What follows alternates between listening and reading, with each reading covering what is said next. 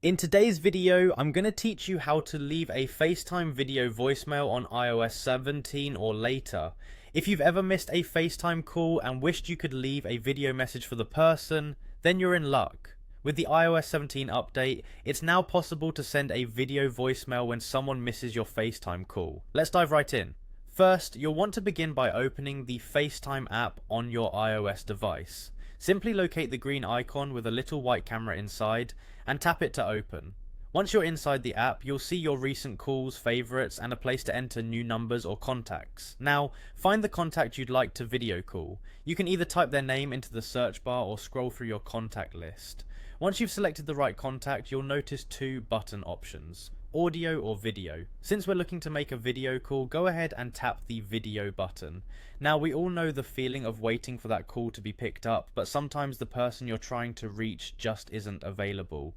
If that's the case, don't worry. After a few rings, and if there's still no answer, you're going to see an option pop up. It might take just a little patience, but once it appears, you'll see an option that says record video, or it might say leave a message. This option is your gateway to leaving them that all-important video voicemail.